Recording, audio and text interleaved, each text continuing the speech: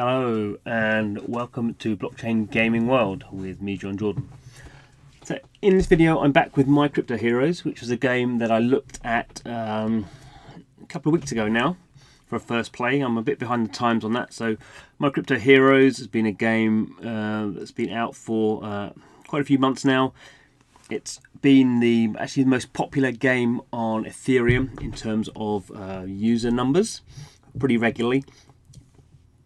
It's only been beaten in terms of numbers by EOS Knights, which is a different sort of game on EOS, a mobile game mainly. Obviously Ethereum is different to EOS, but it's interesting. I guess EOS Knights comes from Korea, has a big following there, and in China. My Crypto Heroes comes from Japan and has a big following there. The majority of users come from Japan, and I think we can kind of see that in the kind of design of the game. So when I did my first playthrough, I was kind of quite confused about what was going on. I've been playing it a bit more, and I wouldn't say I'm any really less confused, but I think I've come to some conclusions about this game.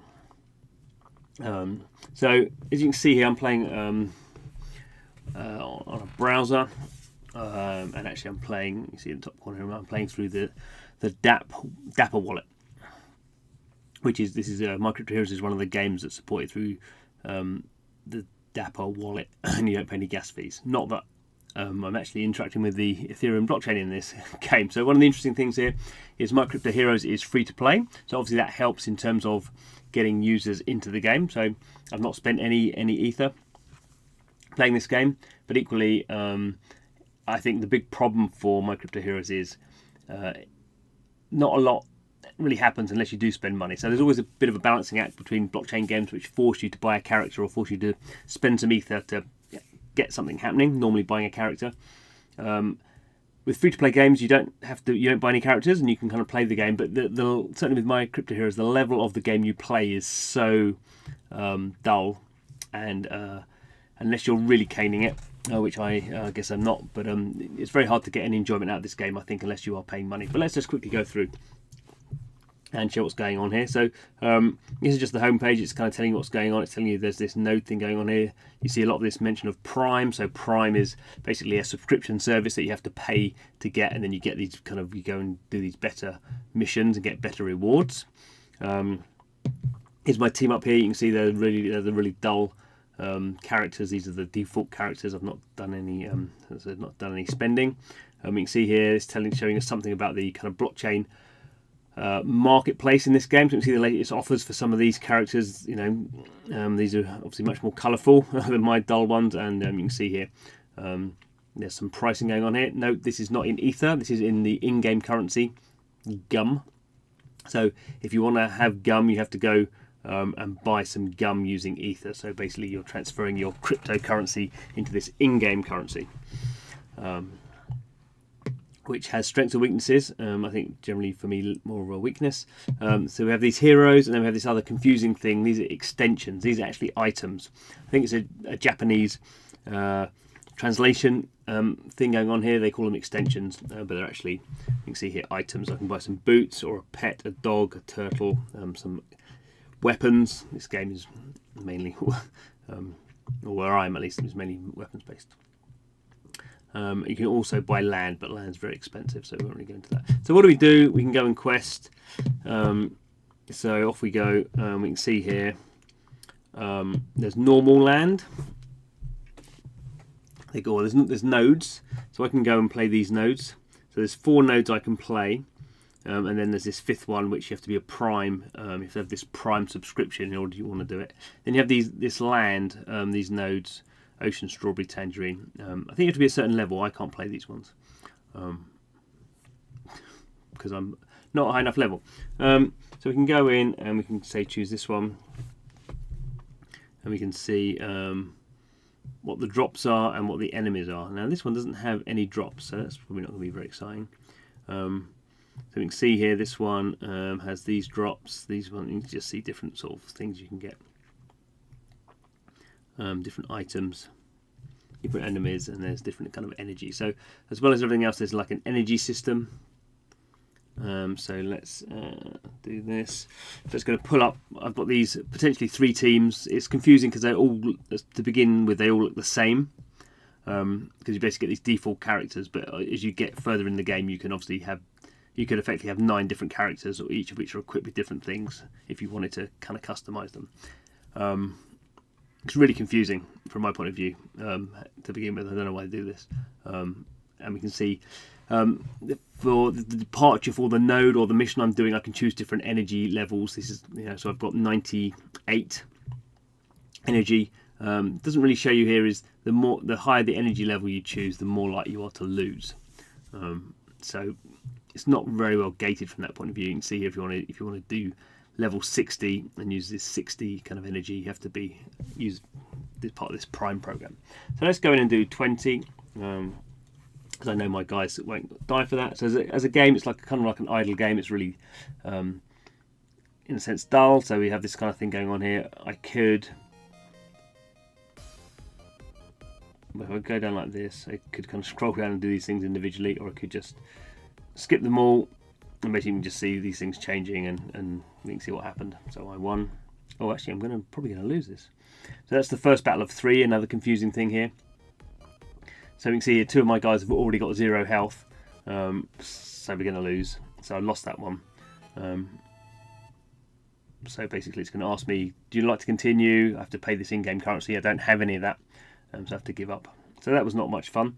I've not played this one. I've not played these version 1.4, so that's probably the reason. So I could try and do something. So obviously go in and do this and attempt it again. That was too hard for me, so let's go in and do it at level 10.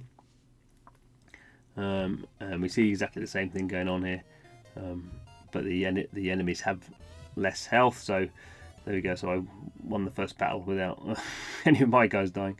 And we can see if I just press it through, we can actually watch it through. But, I mean, I don't know who on earth would ever want to do that, because it's just tedious. The game's obviously not designed for you to do that. There's no skill involved. So final battle. Okay. So what happens? You can see I got some kind of this energy stuff, and I got this drop extension. I got a hammer rep 7, which is basically the worst I can get. So my guys are kind of leveling up. You can see, but it's just yeah. You just basically keep doing that. So I could try and do it for a different one here and see what happens. I mean, it's just a different extension. Again, I could try level 20, but I probably know what's going to happen here, and I'm going to lose again. You can see here. Yeah. So, yeah. I'm not going to make it through 3 battles.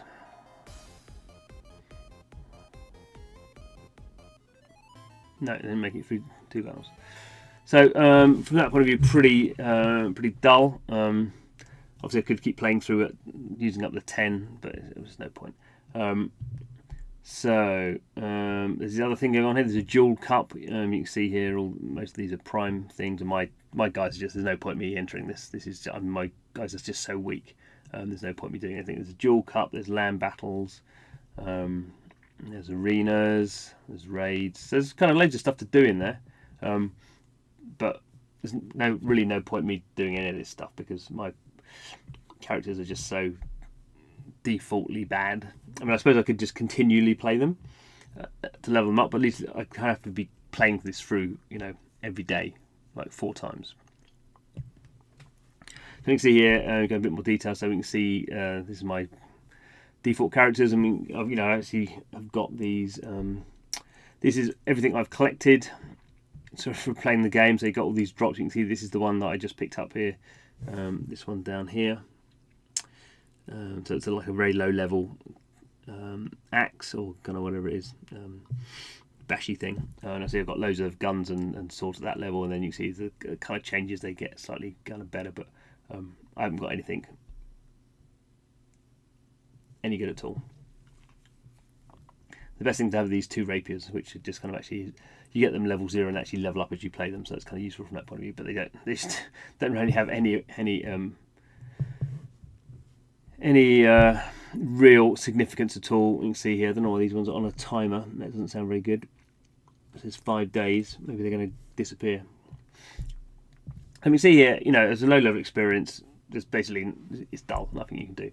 So the only real way you can at least get an idea, I suppose, what the game's about if you just want to play it. But there'd be no reason anyone, I don't think, would play this game at the level I'm playing it at, because it's just so dull and it takes so long. So basically, what you have to do is you have to spend money. So obviously here we have the conversion. This is the marketplace. So we can spend some ether, and we can get some gum. So what is at the moment? So 1 ether is about $240. So we can see kind of roughly how that translates through. Interestingly, there's actually no discount. So the more gum you buy, you don't get a discount. Normally, in most games, if someone's going to spend $2,400 in terms of 10 ETH, you get a discount compared to spending 1 ETH and 10 times. If you see what I mean. See this Prime thing, daily bonus. If you buy the Prime, you get 50 gum free every day, and you get a third chance to get 100 gum and a 1% chance of getting 5,000 gum. Here's the Prime. So about the Prime, you receive the following benefits for 30 days. So you have to buy. So you have to spend 24. Effectively, this is a subscription service for $24 a month. Obviously depends on the price of ETH is, but around that. So you get a whole bunch of stuff. So it's good. But you have to be quite committed to play that. And then we go on. Obviously, we can buy some heroes. So I mean, it's quite nice. I mean, the artwork kind of stuff's nice. For this one, William Shakespeare you can buy, but you have to also be a Prime member. So it's very much kind of playing into this kind of layering monetization. And you see, even if you're spending 500 gum is not a lot, but you're basically having to have ETH and then convert your ETH into gum, which obviously you then can't convert back out into ETH if you wanted to do something else with it. And then you have these other heroes, more powerful heroes. So it's a weird game, I think, at a low level, considering there's lots of people playing this game, or at least 3,000 DAUs are playing this, and most of them, I think, will be playing it at a high level. And we can actually see, if we go to, say, OpenSea, so OpenSea is a third-party marketplace, we can see people are buying and selling these using ETH. So this is ETH, not using the in-game currency, the gum thing, which I think is just confusing. So this game is actually quite highly liquid in terms of people buying on OpenSea. We see some fairly whether people are actually spending 1.47 ETH. There's an offer here for 0.3 ETH. It was actually so we can see people are having these characters and at least trying to sell them, and there is some sort of value in these things. We also have the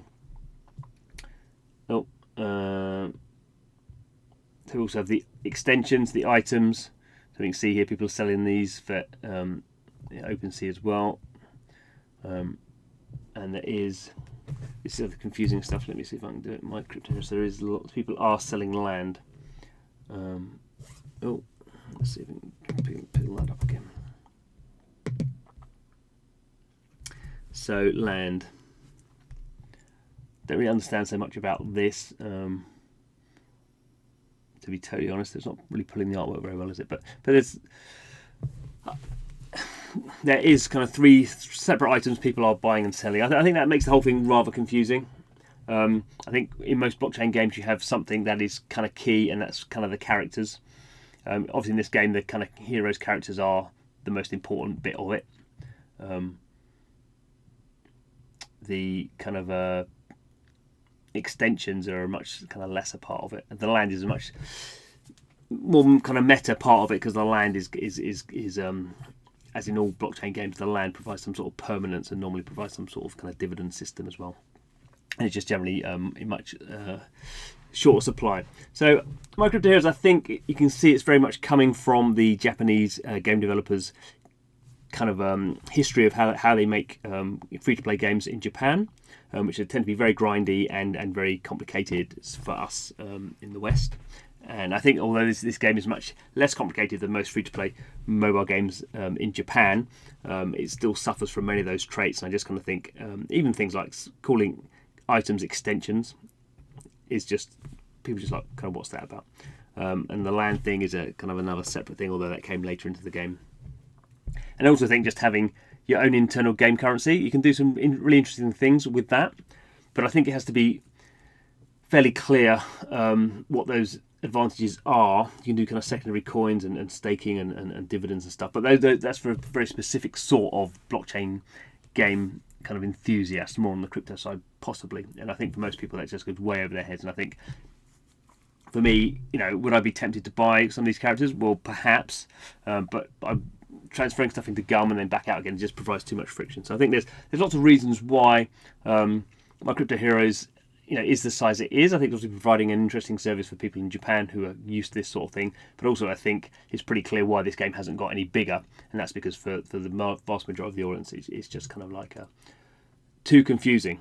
And that's really, for me at the moment, the nub with a lot of blockchain games is finding a balance between the user experience and then deeper complexity. Because we need deeper complexity in games to keep us playing for long periods of time. So I'm not against complexity.